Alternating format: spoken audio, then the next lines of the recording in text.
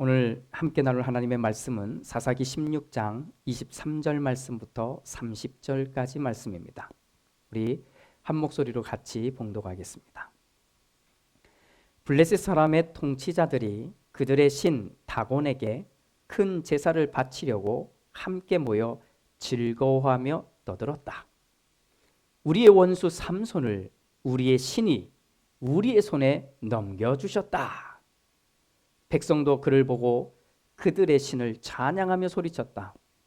우리 땅을 망쳐놓은 원수, 우리 백성을 많이 죽인 원수를 우리의 신이 우리 손에 넘겨주셨다. 그들은 마음이 흐뭇하여 삼손을 그곳으로 불러다가 자기들 앞에서 제주를 부리게 하라고 외쳤다. 사람들이 삼손을 감옥에서 끌어내었고 삼손은 그들이 보는 앞에서 제주를 부리게 되었다. 그들은 삼손을 기둥 사이에 세워두었다. 그러자 삼손은 자기 손을 붙들어 주는 소년에게 이 신전을 버티고 있는 기둥을 만질 수 있는 곳에 나를 데려다 다오. 기둥에 좀 기대고 싶다 하고 말하였다. 그때의 그 신전에는 남자와 여자로 가득 차 있었는데 블레셋 사람의 통치자들도 모두 거기에 있었다. 옥상에도 3,000명쯤 되는 남녀가 삼손이 제주 부리는 것을 구경하려고 모여 있었다. 그때에 삼손이 주님께 부르짖으며 간구하였다. 주 하나님, 나를 기억하여 주시기를 간절히 바랍니다. 하나님, 이번 한 번만 힘을 주시기를 간절히 바랍니다. 나의 두 눈을 뽑은 블레셋 사람들에게 단번에 원수를 갚게 하여 주십시오. 그런 다음에 삼손은 그 신전을 버티고 있는 가운데의 두 기둥을 하나는 왼손으로 또 하나는 오른손으로 붙잡았다. 그리고 그가 블레셋 사람들과 함께 죽게 하여 주십시오 하고 외치며 있는 힘을 다하여 기둥을 밀어내니 그 신전이 무너져 내려 통치자들과 모든 백성이 돌더미에 깔렸다. 삼손이 죽으면서 죽인 사람이 그가 살았을 때에 죽인 사람보다도 더 많았다. 아멘.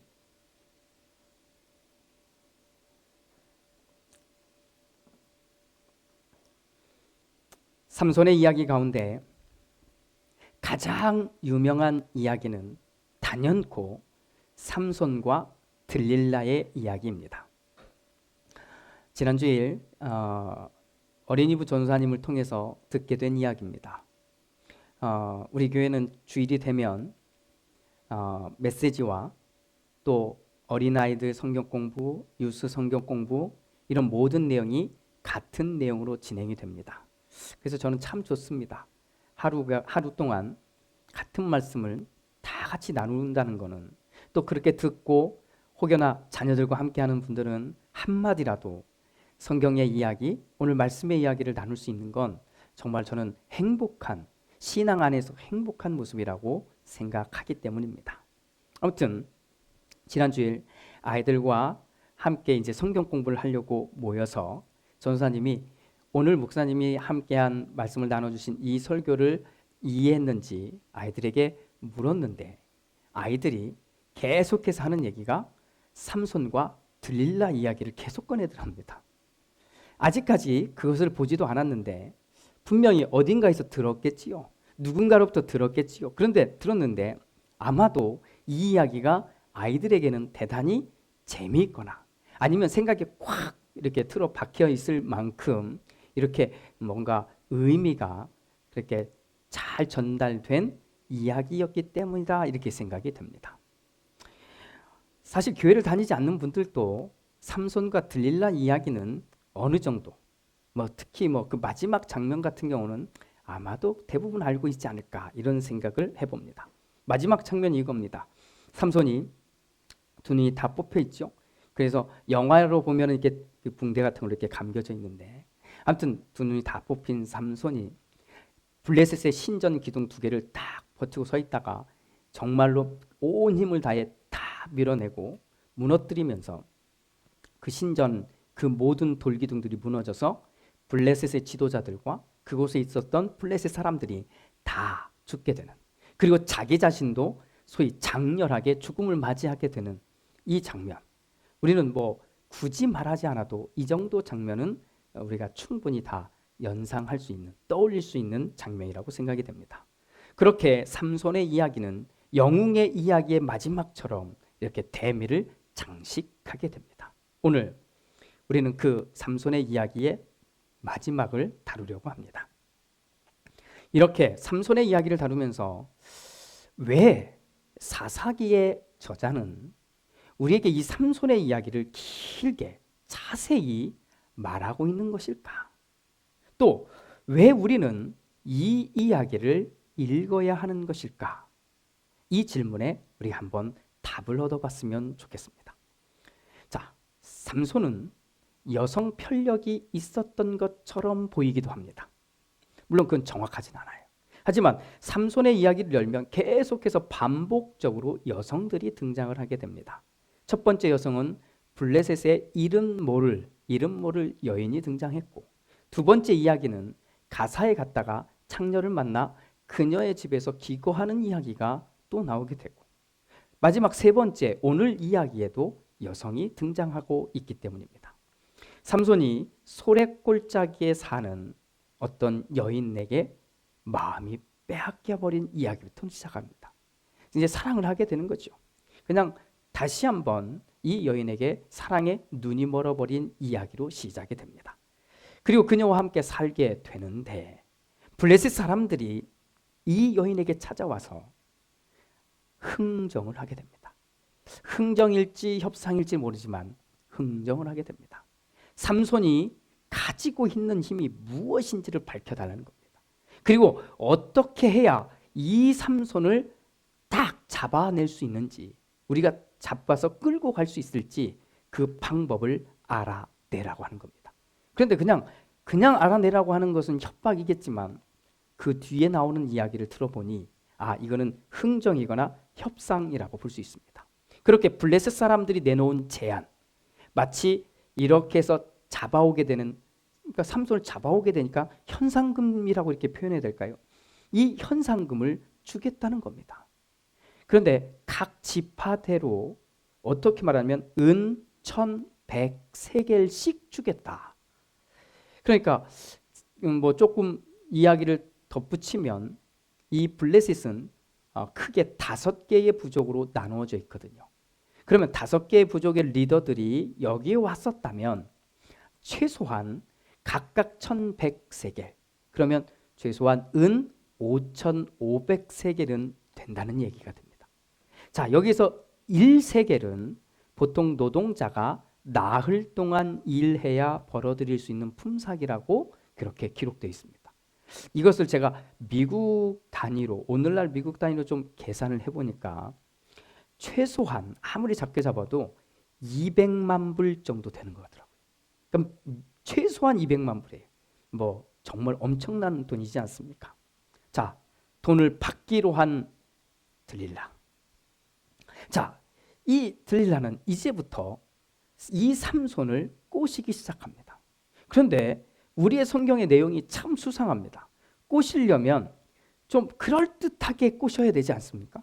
근데 성경의 내용을 보면 너무나 대놓고 이야기를 하는 거예요. 이렇게 말하는 겁니다. 당신의 그 엄청난 힘은 어디서 나오지요? 야, 여기까지는 괜찮아요.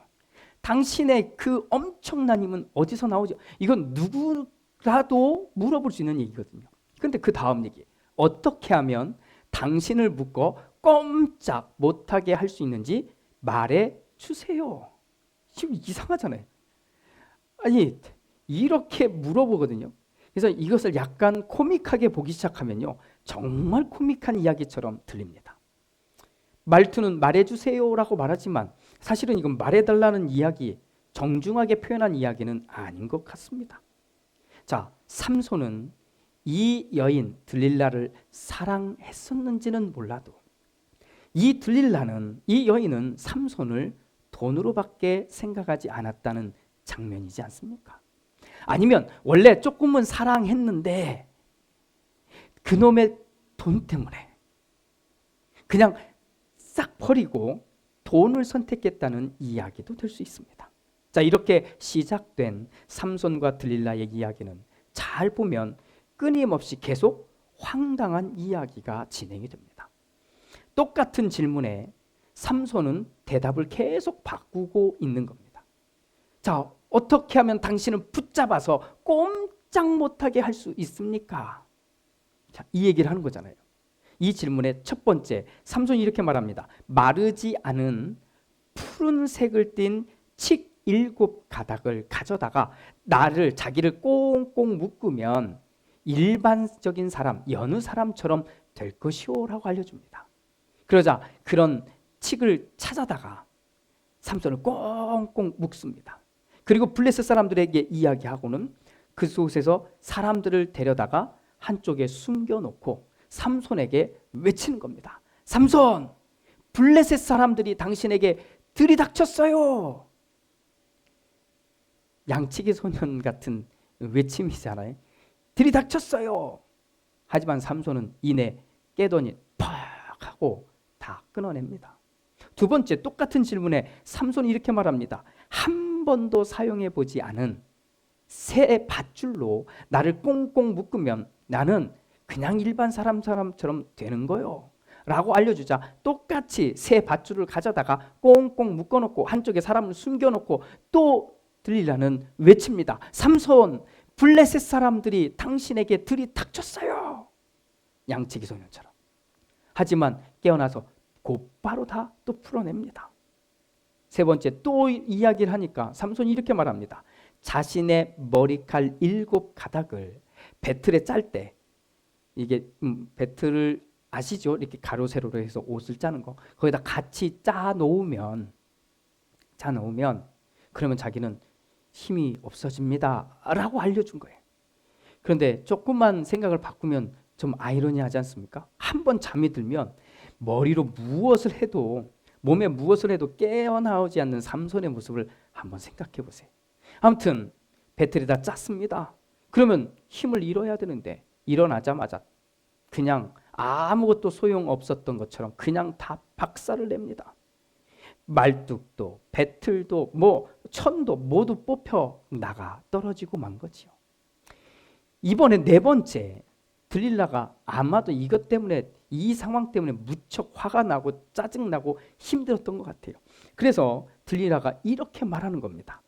당신은 마음을 내게 털어놓지도 않으면서 어떻게 나를 사랑한다고 말할 수가 있어요? 이제 사랑을 갖고 이제 물고 늘어지는 거죠.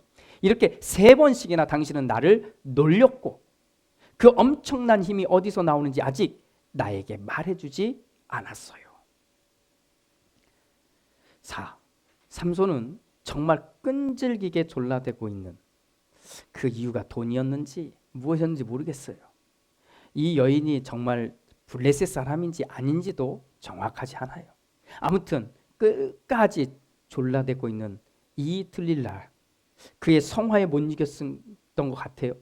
고민 끝에 자기의 마음을 털어놓고 이야기합니다. 그렇게 아주 중요한, 근데 정말 중요할까요? 아무튼 아주 중요한 이야기를 하게 됩니다. 이 말입니다. 나의 머리는 면도기를 대어본 적이 없는데 이것은 내가 모태에서부터 하나님께 바쳐진 나실 사람이기 때문이요. 내 머리털을 깎으면 내가 힘을 잃고 약해져서 여느 사람처럼 될 것이요. 자, 삼손이 진심을 털어놓은 것처럼 느껴지자 들릴라는 블레셋 사람들에게 알려줍니다. 그래서 이제는 확실하겠구나 하고서 이 블레셋 사람들이 줘야 될 돈, 이것을 가지고 올라옵니다. 그리고 상황을 예의주시하게 됩니다. 지켜보는 거지요. 자, 이제 상황을 보고 들릴라가 삼손의 7가닥으로 묶여진 머리카락을 다 잘라버립니다. 자, 우리가 알죠? 결국 이렇게 돼서 삼손은 붙잡혀 가는 겁니다. 자, 붙잡혀 갈 때 삼손의 마음이 어땠는지 우리가 읽은 20절 보면 이런 내용이 나옵니다. 그때에 들릴라가. 삼손, 블레셋 사람들이 들이닥쳐요. 이게 이제 머리를 깎고 난 다음에 장면입니다. 하고 소리쳤다.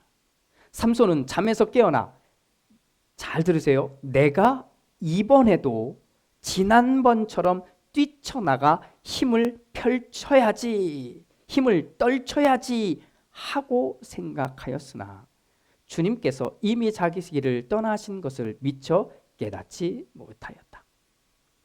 자, 머리가 다 깎여진 상태로 깨어난 겁니다. 다 깎여진 상태로. 그리고 눈을 떠보니까 이 상황이 어떤 상황인지 다 파악이 끝난 거예요.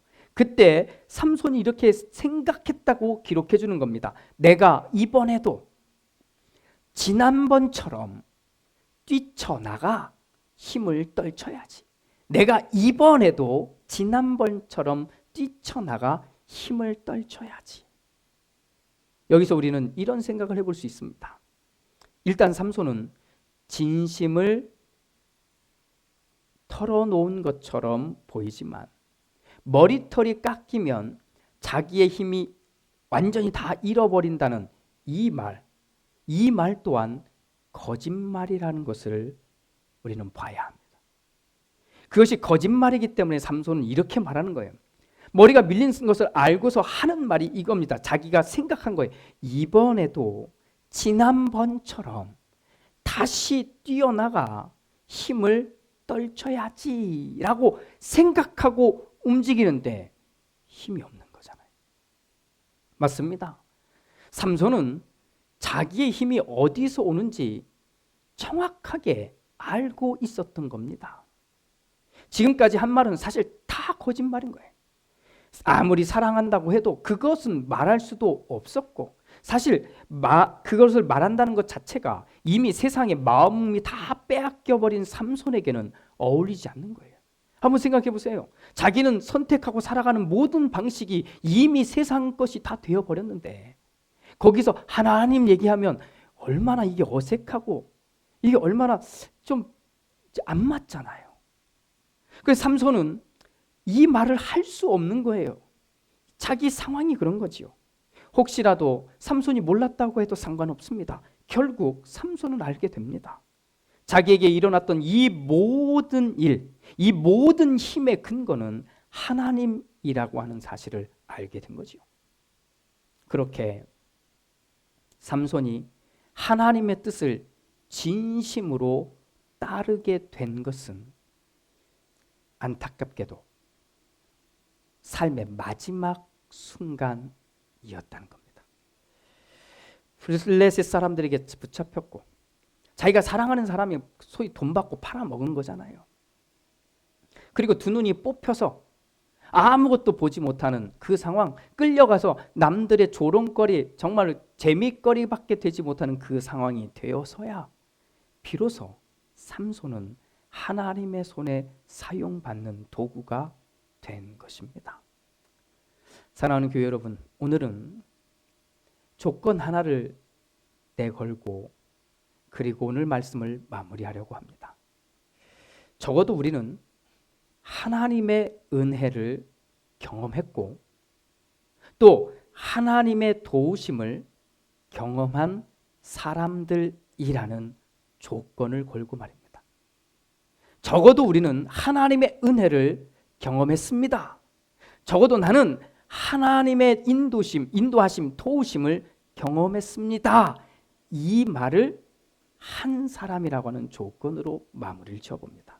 우리가 예전에 하나님의 은혜를 경험했기에 오늘도 우리가 당연히 하나님의 은혜를 경험할 수 있다고 착각해서는 안 됩니다. 우리가 예전에 하나님의 능력을 경험했고 예전에 하나님의 기적을 경험했으니 오늘도 당연히 하나님의 능력을 경험하고 하나님의 기적을 경험할 수 있다는 착각을 해서는 안 됩니다. 우리가 예전에 하나님이 원하신 것을 생각하고 그리고 하나님의 마음을 가지고 결정하고 행동했기에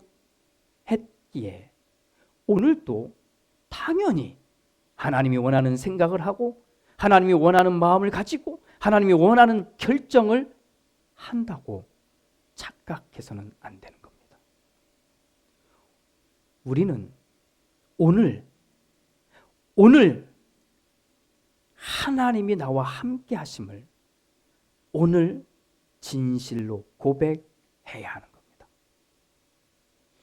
오늘 나를 구원하실 하나님을 믿습니다. 오늘 우리 부부를 인도하실 하나님을 믿습니다. 오늘 나를 도우실 하나님, 나의 자녀를 세우실 하나님, 우리 교회를 세우실 하나님, 우리 이웃과 믿음으로 살아가도록 도우시는 하나님을 내가 믿습니다 라고 오늘 말하는 겁니다. 오늘이 아니라 어제의 시간 속에, 과거의 시간 속에 빠져서 이번에도 지난번처럼 뛰쳐나가 힘을 떨쳐야지. 아무리 그렇게 생각하고 아무리 큰 소리로 외쳐도 주님은 이미 그 자리에서, 이미 그 마음에서 떠나 있을 수 있다는 것을 알아야 하는 겁니다. 사랑하는 여러분, 과거에도 몇 차례 제가 말씀을 드렸습니다. 언제까지 옛날 타령을 하시렵니까? 오늘 우리가 먹어야 할 양식을 먹지 않고, 오늘 우리가 마셔야 할 음료를 마시지 않고 1년 전, 5년 전, 10년 전 그때 것으로 어떻게 오늘의 우리의 배를 채울 수 있단 말이 되겠습니까? 하지만 늦게라도 이 모든 일이 하나님이 하셨습니다.